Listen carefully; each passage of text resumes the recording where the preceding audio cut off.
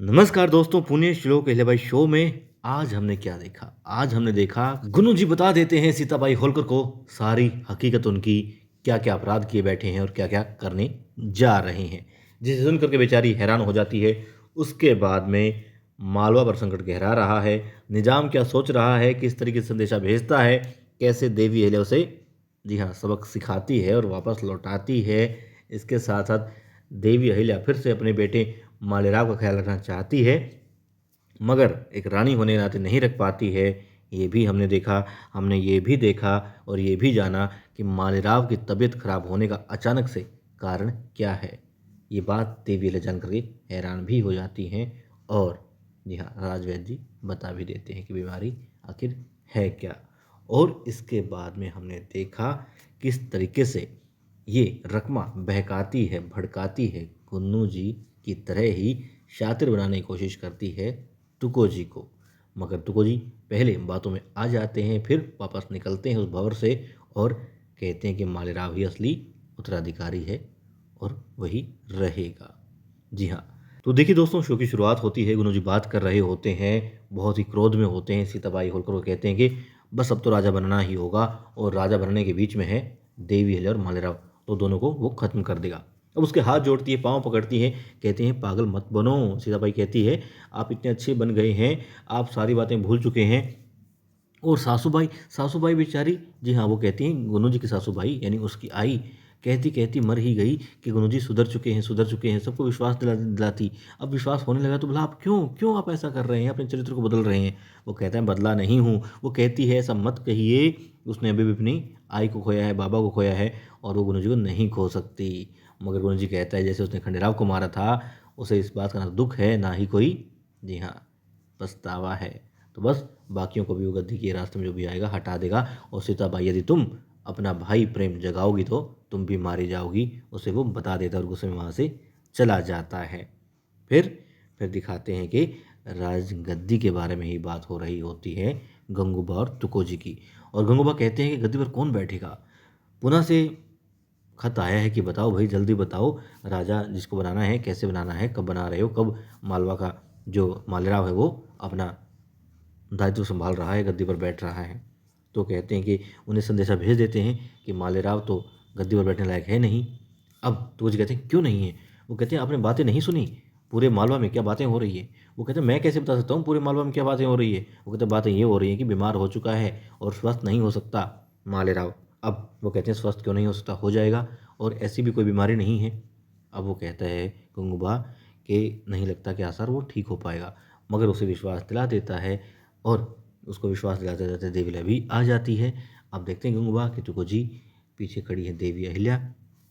देवी अहिल्या आगे आती है और कहती हैं कि देखिए उत्तराधिकारी मालेराव है और वही गद्दी पर बैठेगा, आप संदेशा भेज दीजिए गंगूबा। और यकीनन वो यकीन दिलाती हैं कि मालेराव स्वस्थ भी हो जाएगा बहुत जल्द और लायक भी साबित हो जाएगा। अब देवी अहिल्या वहाँ से चली जाती हैं, सारी बातें रकमा भी सुन लेती हैं और गंगूबा कहते हैं तुकोजी से कि ठीक है, संदेशा भेज दो कि गद्दी पर हमारा राजा बैठने वाला है। अब तुकोजी कहते हैं सोच लीजिए गंगूबा, थोड़ा विचार कर लीजिए, थोड़ा समय और ले लीजिए। वो कहते नहीं ठीक है, मालेराव ही बैठेगा। ठीक है, बात हो जाती है। अब तुकोजी अपनी थकान उतारने के लिए अपने कक्ष में जाते हैं और आती है रकमा। पत्नी धर्म निभाती है, जूते निकालती है, पाँव दबाती है और खूब खातिरदारी करती है। अब वो पूछता है क्या बात है, क्या लालसा है तुम्हारी? तो वो बताती है लालसा कुछ नहीं, बस अपना पत्नी धर्म निभा रही है। जिस तरीके से आप अपना धर्म निभाते हो तो वो निभा रही है और कोई ख्याल आपका रखता नहीं क्योंकि इतना बड़ा पद नहीं है आपका, तो बस वो ख्याल रख रही है अपने पति का। और वो कहते हैं आखिर तुम कहना क्या चाहती हो, साफ साफ कहो।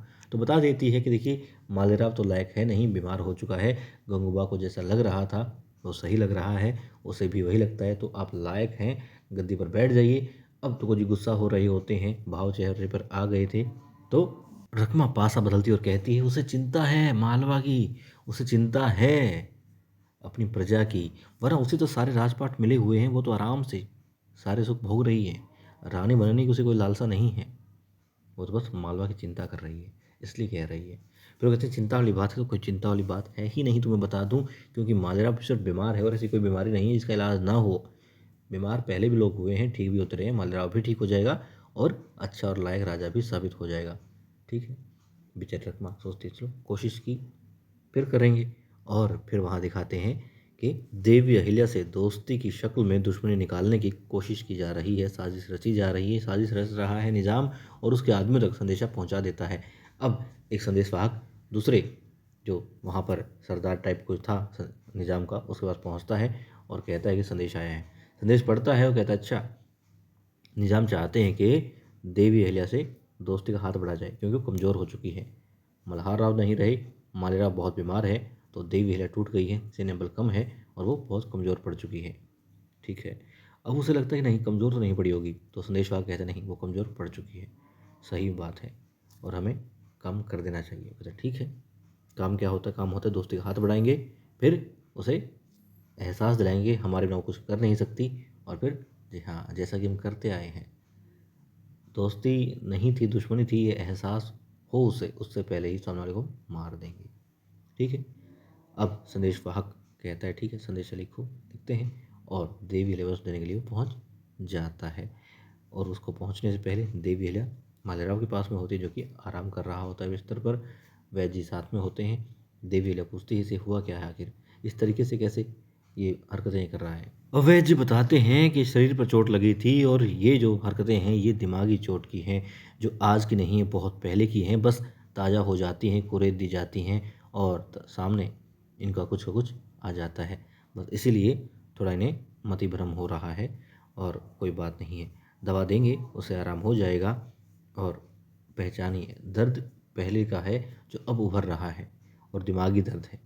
ठीक है, बातें सारी गुनों जी भी सुन रहा होता है। यशवंत आता है, बताता है कि दरबार का समय हो गया है और दरबार में निज़ाम का एक आदमी आया है। ठीक है, अब देवी अहिल्या कहती है मालेराव से मन ही मन कि चाहती तो हूँ तुम्हारे पास रहूँ आई बनकर, मगर रानी धर्म भी निभाना होगा तो जाना होगा।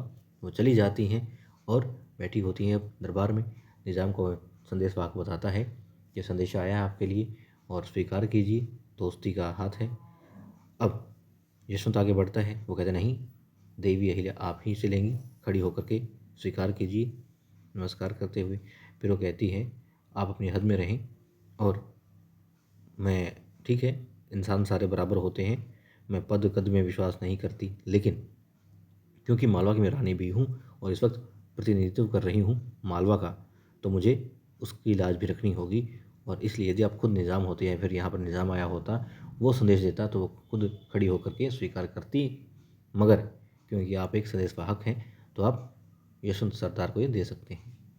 वो मना करता है कि नहीं तो आपको लेना होगा। अब उसके लहजे को देख करके सारे अपने अपनी तलवारें निकाल लेते हैं, बेचारा चुपचाप थमा देता है यशवंत को। यशवंत पढ़ते हैं कि वो कहते हैं कि दोस्ती का हाथ बढ़ा रहा है निज़ाम आपकी तरफ देवी अहिल्या, और वो कहता है वो चाहता है कि पुनः एक बार हमला करके माधव सिंह को गद्दी से हटा दिया जाए और हम दोनों यानी देवी अहिल्या और ये निज़ाम मिल करके पूरे मालवा पर ही नहीं बल्कि पूरे भारत पर फिर राज करे और आधिपत्य जमाए। अब देवी अहिल्या उठती हैं, खड़ी होती हैं, उस जो संदेशवाहक जो पत्र लेकर गया था उसे अपने हाथ में लेती हैं, फाड़ देती हैं और कहती हैं जाओ।